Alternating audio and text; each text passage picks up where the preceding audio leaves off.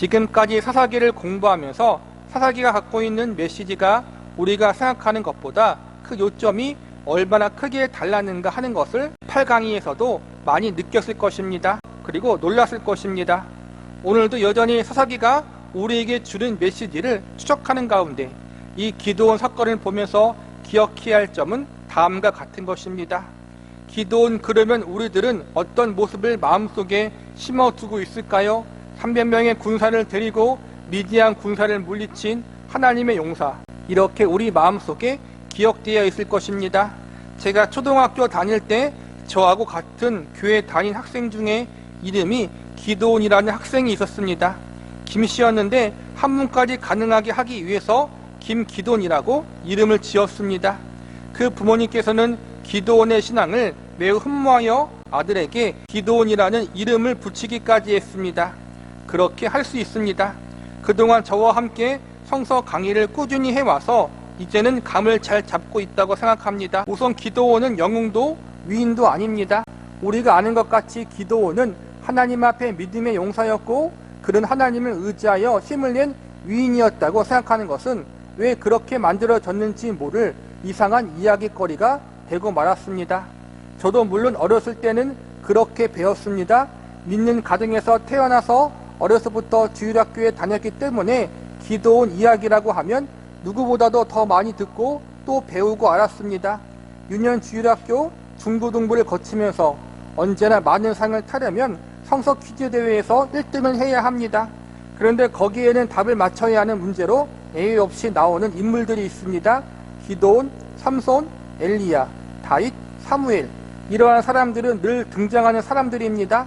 그 중에 하나인 기드온, 오늘 사사기에 기록하고 있는 것이 어떤 메시지를 펼치기 위해서 그의 일생을 기록하고 있는가를 차근차근 살펴볼 필요가 있습니다. 우선 사사기 6장 12절 말씀에 보면 여호와의 사자가 기드온에게 나타나 큰 용사여라고 부릅니다. 그래서 우리는 기드온을 큰 용사라고 지레 짐작을 해버립니다. 이 부분에 재미있는 것은 사사기 6장 11절 말씀을 보면 여호와의 사자가 아비에셀 사람 요아스에게 속한 오브라에 이르러 상수리 나무 아렌지니라.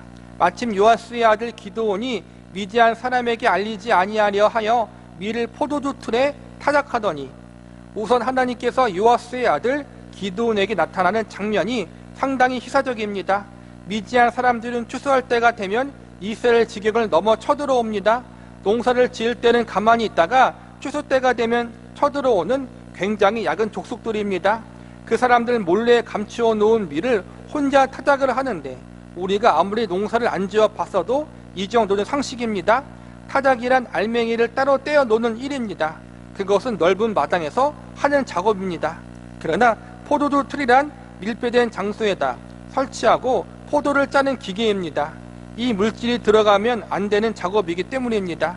이 사람은 지금 밀 타작을 할 수 없는 가장 반대인 장소인 포도주를 짜는 곳에 하고 있습니다. 얼마만큼 그가 타작을 은밀한 장소에서 하고 있나 보십시오.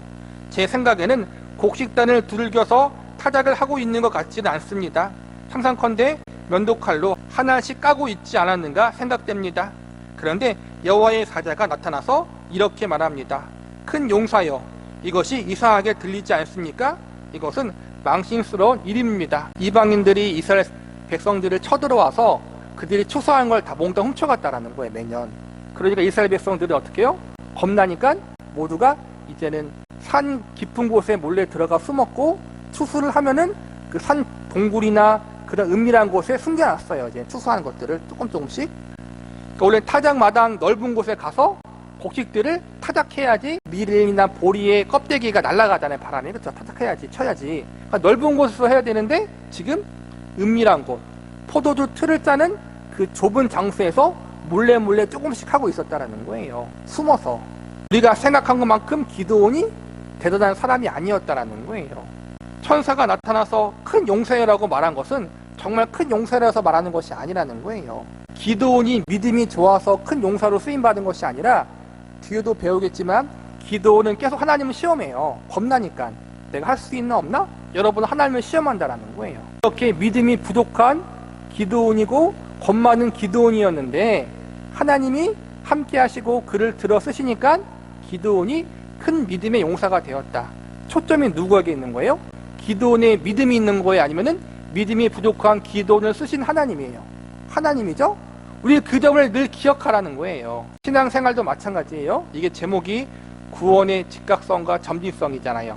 그리고 출애굽 사건, 사사기 사건을 언급하면서 출애굽 사건은 애굽에서 구원받은 사건이고 사사기 사건은 약속의 땅 안에서 벌어진 사건이란 말이에요.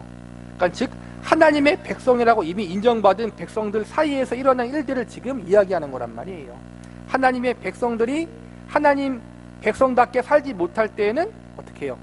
지지리도 궁상맞게 산다라는 거예요.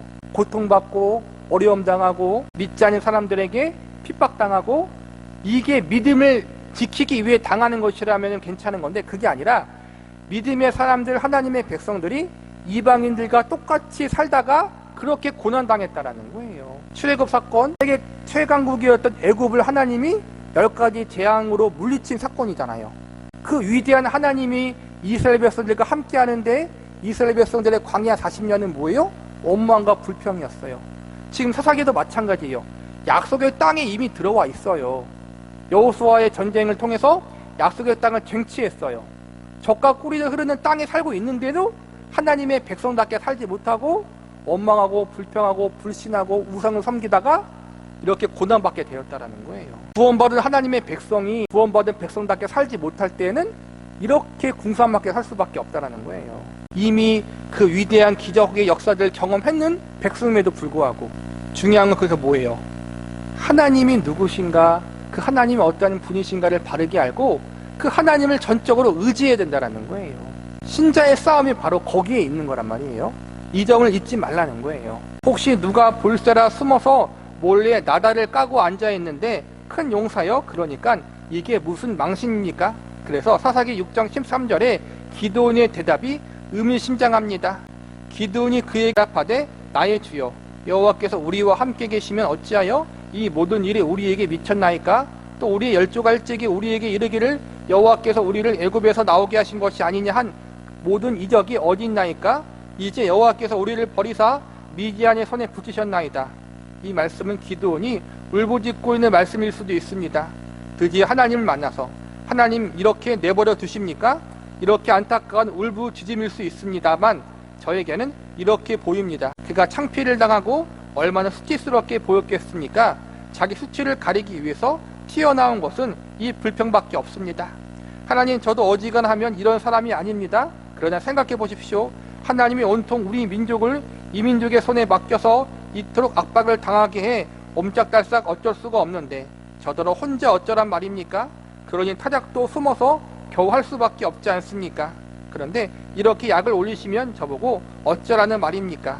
이게 훨씬 자연스러워 보입니다. 그리고 이것이 자연스러워 보이는 이유는 뒤로 갈수록 이 이야기가 기드온 이야기에서 줄거리를 이루고 있기 때문입니다. 추적해 보겠습니다. 기드온은 하나님께서 나타나셔서 말씀하신 것, 곧 이렇게 약속하신 것을 제대로 믿고 싶어 하지 않았습니다.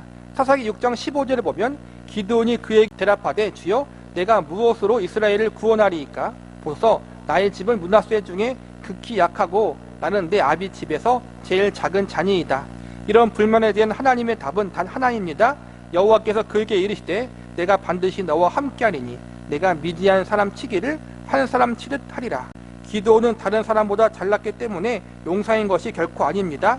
그는 하나님이 함께 하시기 때문에 용사인 것입니다. 기드온은 스스로 타고난 용사도 스스로에게 그 어떠한 조건이 주어졌거나 위인적인 소질을 가지고 있는 사람이 아니고 하나님이 함께 하시기 때문에 이제 용사가 되는 것입니다. 왜 이렇게 하시는가 하는 일들을 우리가 추적할 필요가 있습니다. 이 말씀을 듣고서 기드온이 가장 필요로 했던 확인은 과연 이것이 하나님의 약속인가 하는 것입니다. 내가 혹시 꿈을 꾸는 것은 아닌가? 정말 전능하신 하나님께서 나에게 이 약속을 하셨는가? 그것을 확인하고 싶은 것입니다. 그것만 사실이라면 걱정할 것이 없습니다. 나에게 말씀하신 이가 하나님이신 것을 저로 하여금 확인할 수 있게 해주십시오. 확인하는 방법은 재물을 가지고 와서 재물을 바쳐서 그 재물을 하나님께서 기쁘게 받으시는가 암하시는가를 보는 것입니다. 우리가 잘 아는 대로 갈멜산에서 바알의 선지자와 맞섰던 엘리야의 치열한 전투도 재물을 가지고 싸운 싸움이었습니다. 바알이 살아있는 신인가 하나님이 살아계신 신인가 누가 재물을 기쁘게 받는가 보자. 그 엘리야의 싸움을 기억해야 합니다. 이 제안을 합니다.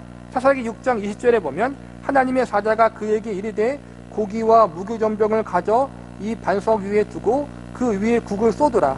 기드온이 그대로 하니 여호와의 사자가 손에 잡은 지팡이 끝을 내밀어 고기와 무교전병에 대매 불이 반석에서 나와 고기와 무교전병을 살랐고 여호와의 사자는 떠나서 보이지 아니한지라.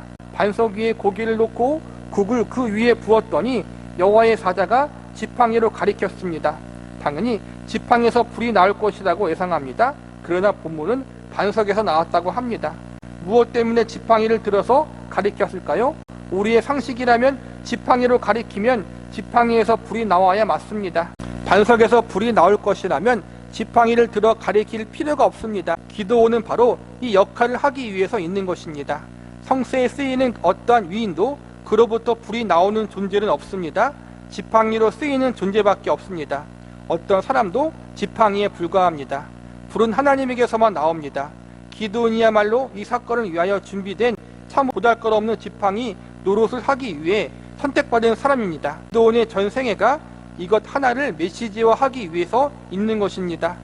우리가 지금 기드온이 겪는 이 일을 생각해 본다면, 그리고 기드온이 바로 여러분이라면, 여러분이 기드온같이 이런 경험을 했다면 그 다음날 어떻게 했을 것인가 마음에 한번 생각해 보십시오. 우리가 모세를 이미 한번 살펴봤습니다. 모세가 얼마나 미련한 사람이었는가를 잘 압니다. 말로 해서 안 돼서 드디 터질 뻔했을 때 움직였던 이상한 사람이라는 것을 우리가 살펴보지 않았습니까? 기드온도 모세와 견주어서 하나도 더 낫지 않습니다. 기드온이 지금 놀라운 기적을 경험한 거잖아요. 하나님의 천사를 만난 거잖아요. 그런데도 뒤에 보면 의심을 계속해요. 하나님이 정말 나와 함께 하시는 것인가? 하나님이 정말 역사하시는 것인가? 계속 의심을 하면서 하나님을 시험한다라는 거예요. 우리 같으면 천사를 만나고 기적을 경험했으면 용기를 가질 텐데 기드온은 그러지 못했다라는 거예요. 이 말은 뭐냐면은 첫 번째는 기드온이나 우리나 또 모세도 마찬가지지만 다 거기서 거기라는 거예요. 이렇게 하나님이 크게 역사하시면 내 믿음이 커져서 뭔가 크게 할 것 같지만은 우리는 그럴 만한 위인이 아니라는 거예요. 그리고 두 번째, 우리의 믿음도 기드온처럼 약하고 기드온도 연약했고 모세도 연약했지만 하나님이 그들을 쓰셨기 때문에 또 하나님 우리를 쓰시기 때문에 우리가 쓰임 받은 거라는 거예요. 그러니까 우리의 믿음이 좋고 우리가 능력이 좋아서 쓰임 받은 것이 아니라는 거예요. 하나님은 믿음의 사람을 쓰시기도 하시지만 동시에 믿음이 연약한 사람을 통해서도 일하신다는 거예요. 이것은 뭘 나타내는 거예요? 하나님의 은혜가 크시다는 사실, 그리고 하나님이 전지전능하시다는 사실을 우리에게 알려주고 있는 거예요. 기드온도 모세와 견주어서 하나도 더 낫지 않습니다.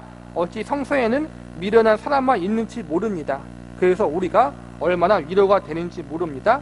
사사기 6장 25절 봅니다. 이날 밤에 여호와께서 기드온에게 이르시되 내 아비의 수소 곧 7년 된 둘째 수소를 취하고 내 아비에게는 발에 단을 헐며 단 곁에 아세라 상을 찍고 또 이 견고한 성 위에 내 하나님 여호와를 위하여 규례대로 한 단을 쌓고 그 둘째 수소를 취하여 내 찍은 아세라 나무로 번제를 드릴지니라. 다른 것 하라고 하는 것도 아니고 우상을 찍으라는 명령입니다. 하나님 앞에 제단을 쌓으라는 것입니다. 그에게 나타나셔서 말씀하셨고 증거를 보여주신 하나님의 명령입니다. 이에 기드온이 종 열을 데리고 여호와의 말씀하신 대로 행하되 아비의 가족과 그 성읍 사람들을 두려워하므로 이 일을 감히 백주 행하지 못하고 밤에 행하니라. 아까 말한 것처럼 하나님의 천사를 만났고 음성을 들었고 직접 명령을 들었고 제단 위에서 불이 나오게 한 것도 보고 그런 이적을 경험했어요. 기드온의 아버지가 우상을 섬기고 있었나 봐요. 그렇죠? 대표적으로 자기네 집 안에 이제 우상을 섬기는 제단을 만들어 놓았던 거예요. 그만큼 죄악이 편마했다라는 거, 이스라엘 백성들 안에서. 하나님이 그걸 이제는 때려 부시라고 말하는 거예요. 때려 부시고 거기서 하나님의 제단을 쌓고 하나님께 예배를 드리라. 그 말씀을 들으면 우리 같으면은 정말 기쁘게 할 텐데 기드온은 무서워서 이제는 낮에 못하고 밤에 몰래 가서 그걸 행했다라는 거예요. 그만큼 기드온이 대단한 사람이 아니었다라는 거예요. 그래서 그걸 강조하고 있는 거예요. 다시 한번 강조하지만 기드온이 믿음이 좋았기 때문에 하나님이 쓰신 게 아니라는 것을 계속 강조하고 있는 거예요. 기드온은 계속 하나님의 부름을 받았지만 여전히 무서워했고 두려워했고 하나님을 시험했어요. 그런데 그런 기드온을 하나님이 포기하지 않고 그를 사용하심으로 큰 믿음의 용사가 되게 하셨다는 거예요. 초점이 뭐예요? 기드온을 들어쓰신 하나님에게 있다는 걸 계속 강조하는 거예요. 아까 반석에서 불이 나와서 재물 불에 태운 것도 똑같은 거예요. 지팡이에서 불이 나온 것이 아니라 반석에서 나왔다. 이것은 뭐예요? 하나님이 그렇게 하셨다는 걸 이야기하는 거예요. 근데 우리는 어때요? 어떠한 기적을 경험하고 어떠한 큰 은혜를 경험하면은 자꾸만은 그 기적을 일으키신 하나님, 은혜를 주신 하나님께 초점을 맞춰야 되는데 그 기적을 경험한 사람, 그 은혜를 경험한 사람에게 초점을 맞출 때가 많다라는 거예요. 사람은 지팡이에 불과하다라는 거예요. 또 우리는 자꾸 그걸 잊어먹을 때가 많다라는 거예요. 즉 우리 신앙생활이 하나님 중심이 되어야 하는데 내 중심이 되어질 때가 많다라는 거예요. 사람 중심으로 될 때가 너무나 많다라는 거예요. 성서가 말씀하는 바는 사람은 그만큼 잘나지 않았다는 것입니다. 우리가 믿음의 선진들을 공부하면서 물론 믿음의 선진들의 본받을 것이 있어요. 그런데 그것도 중요하지만 그 믿음의 선진들도 원래는 연약하고 부족한 사람이었지만 하나님이 그들을 들어 쓰셨기 때문에 믿음의 선진이 되고 믿음의 영웅이 되고 믿음의 조상이 되었다는 것을 성경은 계속 강조하고 있다는 사실을 잊지 말라는 거예요. 교회의 가장 큰 문제 중 하나예요. 기독교. 사람을 우상화시키는 것, 지도자를 우상화시키는 것, 그런 부분을 참 조심해야 되는 부분이 있는 거예요. 믿음의 선배들, 믿음의 사람들을 우리가 존경할 수는 있어요. 물론. 그러나 그 사람들을 너무 절대시 우상화하는 건 조심해야 되는 부분이라는 거예요. 그 믿음의 선진들도 다 까보면은 다 탈탈 먼지 털어보면은 우리와 비슷해요. 믿음의 사람도 똑같아요. 사실은 털어보면은 다 부족한 점, 연약한 점이 나와요. 근데 중요한 것은 그 부족한 사람, 연약한 사람을 하나님이 쓰셨다라는 거예요. 그리고 그 하나님이 우리의 하나님이라는 거예요. 거기에 용기를 얻어야 된다는 거예요. 어떻든 기드온은 그러지 않다고 합니다. 그러나 우리가 분명히 기억할 것은 기드온은 이런 별명을 가진 사람입니다. 큰 용사라고 사람이 붙여준 것도 아니고 하나님이 붙여주신 별명입니다. 그가 이 정도밖에 못했으니 우리는 두말할 필요가 없는 사람들일지도 모릅니다. 기드온이 대단한 것이 아니라 기드온을 쓰신 하나님이 대단한 것이고, 앞서 배웠듯이 모세도 알잖아요. 하나님 모세를 불렀는데 80세 때 모세가 계속 이제 안 한다고 하잖아요. 그렇죠? 그러니까 우리의 믿음이 그렇다라는 거, 형편이 없는 믿음이에요. 그러나 그 형편없는 믿음 없는 모세와 기드온을 들어 쓰셨던 것처럼, 그래서 모세가 나중에는 뭐예요? 하나님과 가장 친한 친구처럼 되잖아요. 그렇죠? 기드온도 큰 용사가 되었고, 그 하나님이 우리의 하나님이에요. 우리가 부족하고 연약하지만 하나님을 절대적으로 의지하고 나아갈 때 모세와 기드온을 들어 쓰신 하나님이 우리를 쓰시고 우리와 함께 하시고, 우리가 하나님의 형상과 예수 그리스도의 장성한 분량에 이르기까지 우리가 예수님을 닮아가는 사람으로 아름답게 만들어 주시는 일을 우리의 삶 가운데 행하신다라는 거예요. 아브라함을 닮아가고 모세를 닮아가고 기드온을 닮아가는 것보다 우리에게 필요한 게 뭐예요? 우리의 주님이신 예수님을 닮아가는 거잖아요. 하나님이 그 일을 우리의 인생 가운데 지금 행하고 있어요. 정말 큰 일이잖아요. 그렇죠?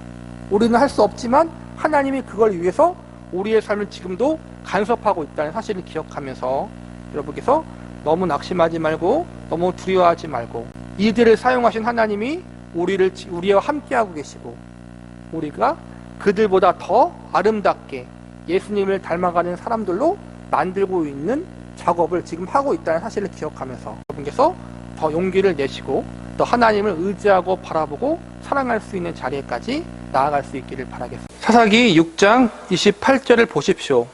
성읍 사람들이 아침에 일찍 일어나 본즉 바알의 단이 회파되었으며 단 곁에 아세라가 찍혔고 새로 쌓은 단 위에 그 둘째 수소를 들였는지라. 서로 물어가로되 이것이 누구의 소유인고 하고 그들이 캐어 물은 후에 가로되 요아스의 아들 기드온이 이를 행하였도다. 드디어 요아스와 그 일당이 붙잡혔습니다. 죽이겠다는 말을 듣고 원래 우상을 섬기던 기드온의 아버지인 요아스가 갑자기 마음이 변합니다. 아들의 목숨이 걸려있는데 무슨 우상을 섬기고 앉아있겠습니까? 요아스가 갑자기 이런 꾀를 냅니다. 무슨 내용이냐 하면은 기드온의 아버지가 요아스인가 봐요. 그런데 요아스 아빠가 자기 집에 우상을 섬기는 우상 산당을 만들어 놓고 온 마을 사람들이 거기 가서 우상을 섬겼던 거예요. 바알과 아세라를. 그런데 갑자기 어느 날 아침에 일어나니까 그 바알과 아세라를 섬겼던 산당이 박살나 있는 거예요. 그러니까 누구냐 찾아서 죽이겠다. 마을 사람들과 요아스가 찾았더니 보니까 요아스가 자기 아들이 그런 거예요. 근데 요아스 편에서는 어쨌든 자기 아들이니까 죽일 수는 없잖아요. 꾀를 내는 거예요. 어떤 꾀냐? 바알과 아세라가 신이니까 자기를 그렇게 욕먹인 거잖아요. 그렇죠?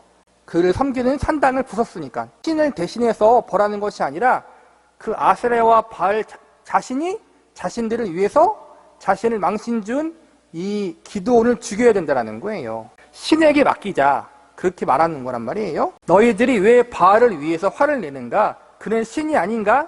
신이라면 그에게 모욕적인 행위를 한 자에게 스스로 벌을 내릴 것이 아니겠는가? 너희들이 설치고 그러면 내가 바알 신이라도 자존심 상하겠다. 맞는 이야기네? 가만히 듣고 보니까 맞는 이야기라는 생각이 듭니다. 참 그렇겠다.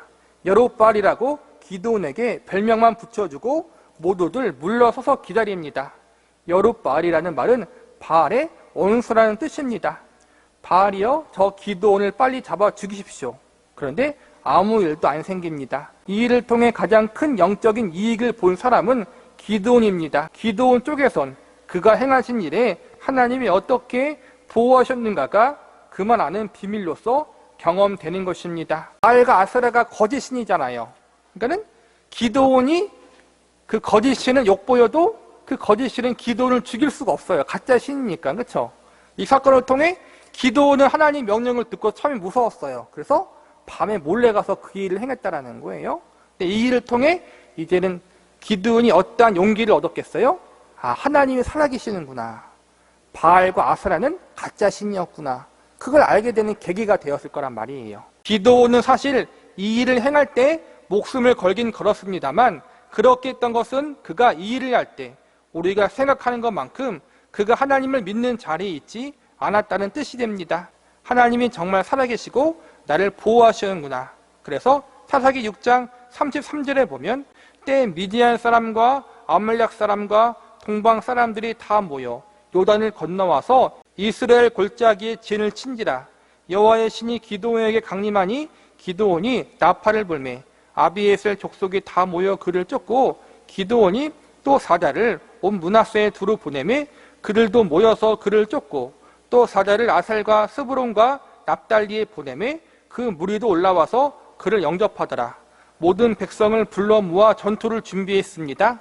무엇을 근거로 했다고 했습니까? 하나님의 약속과 지금 경험한 이 사건이 토대가 되어 그에게 이만한 용기를 일으킬 수 있는 자리에 도달하게 된 것입니다. 기드온이 처음부터 용기가 많았던 믿음의 사람이 아니라 아까 말한 것처럼 그전 시간에 배웠던 것처럼 천사를 경험했잖아요. 그렇죠? 천사가 제단 위에 있는 이제 고기를 태우는 신비적인 일도 경험했고 아세라와 바알 우상을 다 부셨는데 바알과 아세라가 자신에게 벌을 주지 않았어요. 이걸 통해서 하나님이 참 신이구나 라는 것을 알고 나를 하나님이 보호하시는구나 그걸 알게 되고 하나님이 이제는 적들과 싸워서 이스라엘을 구원하라는 명령을 주셨던 것을 이제는 실행할 수 있는 믿음이 생긴 거란 말이에요. 사사기 6장 36절에 보면 기드온이 하나님께 여짜오되 주께서 이미 말씀하신 것 같이 내 손으로 이스라엘을 구원하려 하시거든 보소서 내가 양털 한 뭉치를 타작마당에 두리니. 바로 그 유명한 두 가지 제안을 합니다. 양털에만 이슬이 있고 주변 잔디는 마르게 해주소서. 그렇게 해주셨더니 두 번째 시험을 냅니다. 이번에는 양털은 괜찮고 주변의 잔디에만 이슬이 맺히게 해주시소서. 아직도 겁이 있었다는 거예요. 그러니까 여전히 기드온은 용기가 있는 사람이 아니었다는 게 계속 강조하고 있는 거예요. 왜 이걸 강조하느냐? 뒤에서 배우겠지만 기드온이 용감하고 믿음이 좋아서 그를 통해 하나님이 적들을 물리친 게 아니라는 거예요. 믿음이 부족하고 겁 많고 연약한 기드온을 능력의 하나님이 사용하셔서 적들을 물리쳤다라는 거예요. 즉 승리의 주체가 누구예요? 하나님이 있다라는 거예요. 이처럼 부족한 기드온 한 명을 통해서 또 나오는데 300명을 통해서 수십만 명의 수만 명의 적들을 물리치게 하신 하나님이다. 그런데 너희가 그 많은 이스라엘 백성들이 하나님을 다 의지하면 얼마나 놀랍게 쓰임받겠느냐, 그걸 이야기하는 거예요. 계속해서. 왜 그랬을까요? 첫 번째가 우연이었을까봐 거듭 확인하는 것입니다. 지금 기드온이 뭘 확인하고 있는 것입니까? 정말 하나님이 약속하신 것을 행하실 열심이 있으시며 능력이 있으신가에 대해서 의심이 났다는 이야기입니다. 앞에 있는 사건을 경험하고 그것이 그에게 위로를 주어서 나팔을 불 수 있게 했을 것입니다.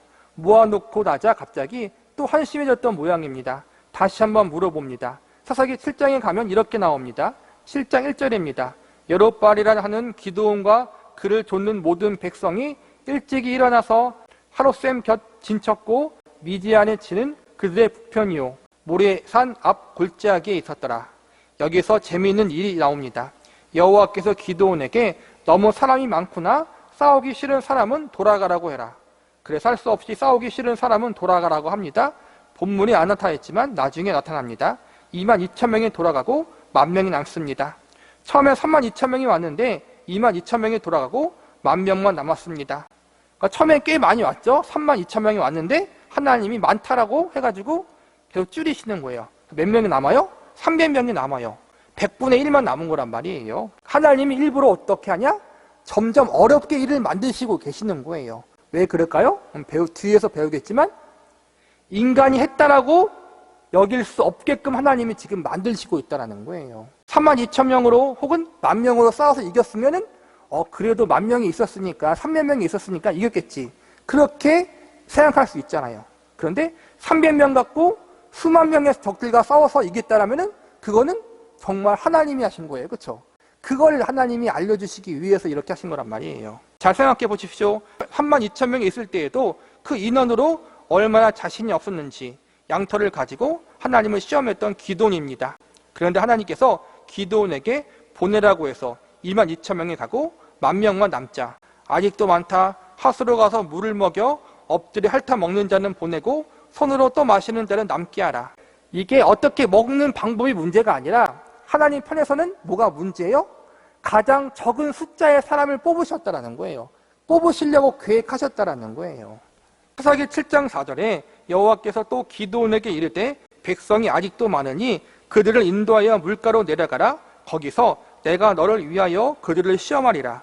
무릇 내가 누구를 가리켜 이르기를 이가 너와 함께 가리라 하면 그는 너와 함께 갈 것이요 내가 누구를 가리켜 이르기를 이는 너와 함께 가지 말 것이라 하면 그는 가지 말 것이니라 하신지라. 어느 쪽을 가라고 하는가 하면 많은 쪽을 가라고 했을 뿐입니다. 특별한 이유가 있는 것이 아닙니다. 만약 손으로 떠먹는 사람이 많았으면 그쪽을 가라고 했을 것입니다. 그런데 여기 재미있는 현상이 일어납니다. 10,000명 중에서 300명이 남습니다. 32,000명을 가지고도 손이 떨려서 양털 시험을 한 사람인데 22,000명이 돌아갔을 때는 이미 혼이 반쯤 나갔을 것이고 이제 9,700명이 떠나갔습니다. 그래서 저는 기드온이 얼이 빠졌거나 기절했으리라고 보는 것입니다. 마지막 남은 300명을 데리고 나팔을 불고 횃불을 들고 어떻게 하라고 작전을 말씀하십니다. 그러나 사사기 7장 9절과 10절에 보면 이 밤에 여호와께서 기드온에게 이르시되 일어나 내려가서 적진을 치라. 내가 그것을 내 손에 붙였느니라. 만일 내가 내려가기를 두려워하거든 내 부하 부라를 데리고 그 진으로 내려가서 그들의 하늘 말을 들으라. 그 후에 내 손이 강해져서 능히 내려가서 그 진을 치리라. 32,000명에서 30,000명이 남았어요. 근데 아까 말한 것처럼 32,000명이 있을 때에도 기드온이 두려워했어요. 이 말은 적들이 32,000명보다 많았다라는 거예요. 근데 지금 300명을 갖고 싸우려고 하니까 얼마나 더 무섭겠어요. 그러니까 하나님이 또 하나의 이제 표징을 주시는 거예요. 볼게요. 이 진술이 무슨 뜻입니까? 기드온이 떨려서 내려갈 마음이 도무지 안 나는 것입니다. 내려가라. 그러나 내가 그렇게 자신이 없으면 가서 들어보라.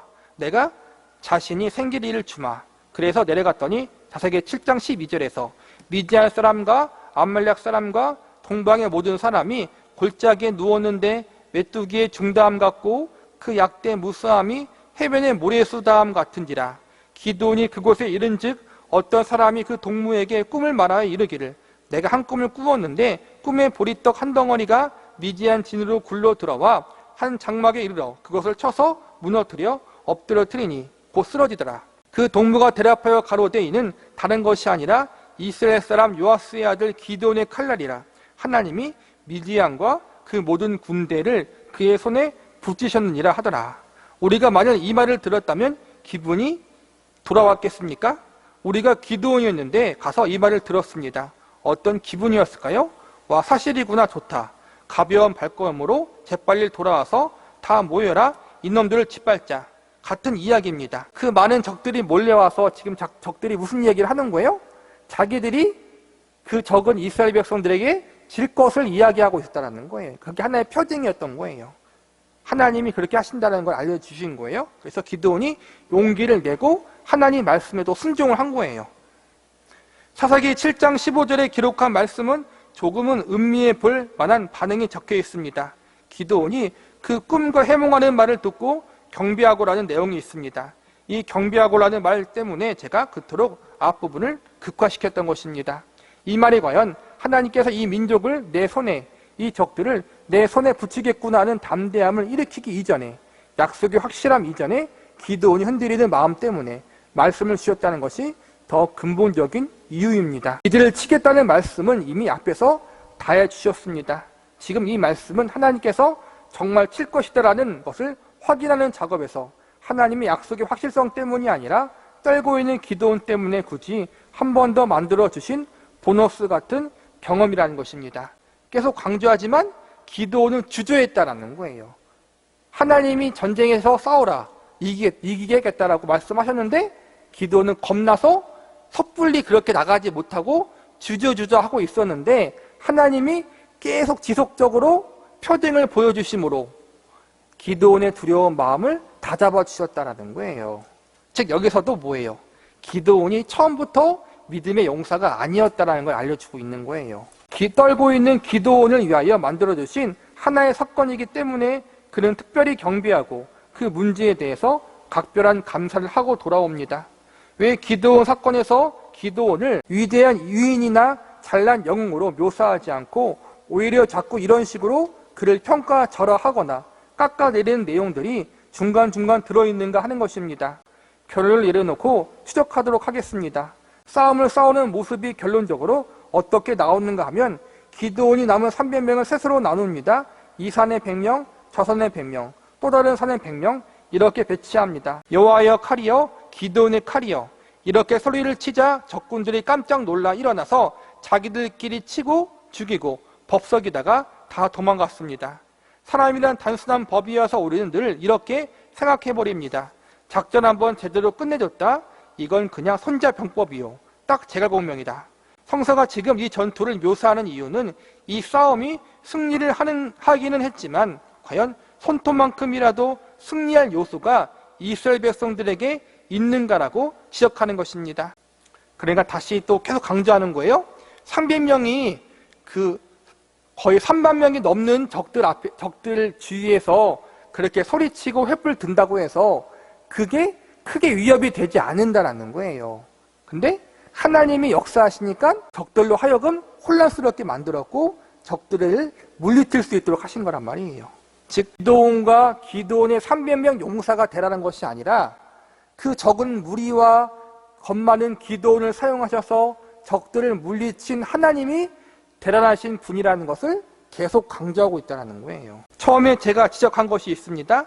지팡이로 재물을 가리키자 지팡이에서 불이 나온 것이 아니었다고 말씀드렸습니다.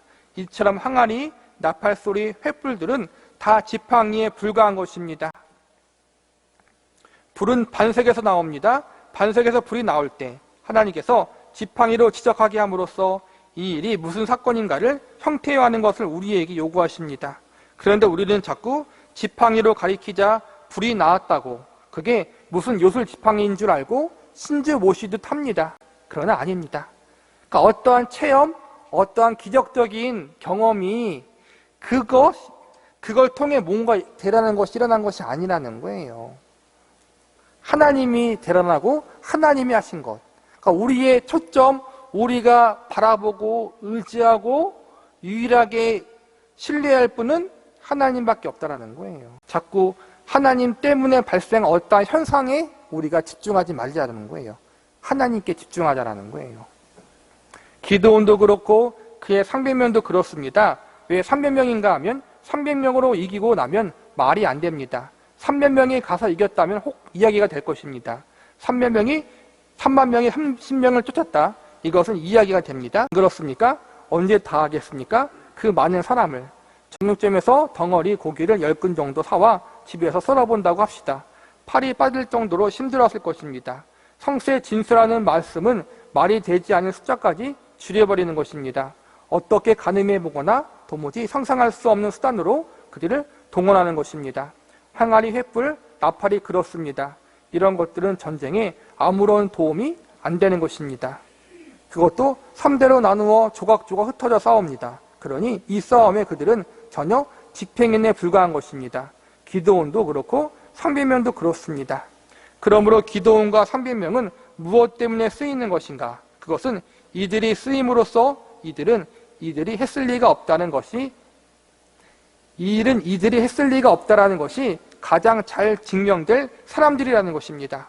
저도 어릴 때도 마찬가지지만 기드온과 기드온의 300명의 용사라는 그러한 설교를 많이 듣고 책을 많이 들었어요. 그러니까는 기드온과 기드온의 300명의 용사가 믿음이 좋았다라는 걸 강조했던 거예요, 옛날에는. 근데 그게 아니라는 거예요, 사실은. 뭐예요? 하나님은 이들을 불러서 도저히 이들로는 전쟁에 이길 수 없는데 이기게 하심으로 이들이 이긴 게 아니라 하나님이 하셨다는 것을 보여주시기 위해서 이들을 도구로 사용하신 거란 말이에요. 300명 갖고 이제 여기 30만 명이 나왔는데, 그렇죠? 어쨌든 이스라엘 백성들보다 많았다는 것은 최소한 3만 2천 명 이상, 2배면 6만 명 이상, 그 이상의 적들을 300명으로 이겼다는 건 말이 안 되는 거예요. 불가능한 일이에요. 그러니까 이 불가능한 일을 누가 한 거예요? 하나님이 하셨다. 그걸 계속해서 강조하고 있는 거예요. 사사기의 기록은 전부 이런 선상에서 기록되어 있습니다. 왜냐하면 하나님이 누구신가를 확인시키는 것이 이스라엘 백성들에게 필요한 것이기 때문입니다. 하나님을 잘 믿으면 어떻게 되는가? 이전에 하나님은 누구신가 하는 싸움입니다. 그래서 하나님이 잘난 인물을 쓰시는가 보다는 가장 못난 자를 쓸 수밖에 없습니다. 하나님이 기드온을 쓰고 300명을 불러낼 때에는 이 사람들을 씀으로써 하나님이 누구신가가 명명백백하고 가장 확실하게 드러날 그런 사람들로 쓰신 것입니다. 그렇게 함으로써 이스라엘 백성들 앞에 나는 미디안쯤은 순 한 번 내쉬어도 쫓아낼 수 있는 하나님이다. 바로 이 증명을 해보이신 것입니다. 그러나 이스라엘 백성들은 이 문제를 제대로 이해하지 못했습니다. 수사기 8장 22절을 보면 때 이스라엘 사람들이 기드온에게 이르되 당신이 우리를 미디안의 손에서 구원하셨으니 당신과 당신의 아들과 당신의 손자가 우리를 다스리소서. 기드온이 그들에게 이르되 내가 너희를 다스리지 아니하겠고 나의 아들도 너희를 다스리지 아니할 것이요 여호와께서 너희를 다스리시라. 기드온과 기드온의 300명 용사가 주는 메시지가 뭐였어요? 하나님이 하셨다라는 거예요. 그들이 할 수 없었던 건데, 근데 이스라엘 백성들은 헛발질을 하고 있는 거예요. 그렇죠? 하나님이 하셨는데 기드온을 찾아가서 기드온 보고 우리의 왕이 되어 주소서 그렇게 말하는 거예요. 기드온이 뭐예요? 답답하잖아요. 내가 한 게 아닌데 하나님이 하신 것인데 말하잖아요. 내가 너의 왕이 되는 것이 아니라 하나님이 너의 왕이다. 그걸 이야기해 주는 거예요. 우리들은 기드온과 300명으로 미디안을 물리친 했는데도 불구하고 그 하나님을 보기보다는 먼저 그 지팡이를 봅니다. 당신과 당신의 아들과 당신의 손자가 우리를 다스리시기를 바라나이다. 이것이 수사기 기록에서 하나님이 가장 지적해내고 싶은 부분입니다. 이스라엘 백성들이 어디를 추측해 들어가는가? 그래서 하나님이 꺼내어 놓은 모든 메시지는 무엇을 지적하기 위하여 자꾸만 사건을 이렇게 상징화시키고 있는가 하는 싸움입니다. 하나님은 인간으로 말미암지 않은 오직 하나님으로만 가능하다라는 것을 보이시기 위해서 사람을 쓰시는데 인간은 그 결과를 만들어낸 사람만을 추적합니다. 하나님은 어떠한 사람을 쓰실 때 그 사람이 위대해서 쓰신 것이 아니라 그 사람이 보기에 하나님의 영광이 많이 드러날 것 같으니까 쓰신 거예요. 능력 있는 사람을 쓰시면은 하나님께서 하나님의 드러나기보다는 그 능력 많은 사람이 드러나겠죠. 그렇죠? 근데 부족한 사람을 쓰시면 부족한 사람이기 때문에 하나님의 영광이 드러난다라는 거예요. 우리는 자꾸 뭐예요? 사람을 본다라는 거예요. 하나님을 보지 않고. 이 사건이 무슨 사건인지 본인이 제일 잘 아는 법입니다. 본인은 자기가 누구인지 압니다. 아니다. 여호와가 다스려야 한다. 이 말을 기드온이 합니다. 옆에서 본 사람은 속았을지라도 혹시 혼동했을지라도 기드온만은 혼동할 수 없는 경험입니다. 그래서 기드온이 이 문제를 사람들이 혼동하지 않기 위하여 그들에게 폐물을 달라고 해서 에봇을 하나 만듭니다. 에봇이란 제사장들이 하나님께 제사를 드릴 때 입는 일종의 에복입니다. 에봇을 만들어 다음과 같은 선언을 상징화시키고 싶었던 것입니다. 하나님을 섬겨라. 하나님이 우리 인생을 주장하시는 유일한 주인이시다. 이 신앙 고백으로 에봇을 만들었는데 끝내는 사람들이 에봇을 우상화하고 맙니다. 이것이 기드온 사건에서 결단코 만나지 않은 팽팽한 평행선입니다. 하나님은 주군장창 하나님이 하셨다는 것을 알려주고 있는데 기드온 당사자도 내가 한 것이 아니라 하나님이 하셨다라고 이야기하는데 이스라엘 백성들은 어떻게 해요? 주구장창 사람이 했다라고 말하는 거예요. 얼마나 이게 어리석은 거예요. 그렇죠? 그렇게 계속 알려줘도 모르는 건지 들을 생각이 없는 것인지 자기 생각과 고집대로 살아가는 거겠죠. 결론은. 그렇죠? 아니라고 했는데 자기들은 기라고 이야기하는 거예요. 하나님의 지적과 인간의 무지함, 이 무지는 지식의 차원에서 무지가 아니라 신앙의 무지입니다. 사사기는 이토록 슬픈 이야기들을 기록하고 있는 것입니다. 하나님이 어떠한 분이신가, 하나님이 누구신가, 그것을 사사기는 이야기해 주고 있다는 거예요.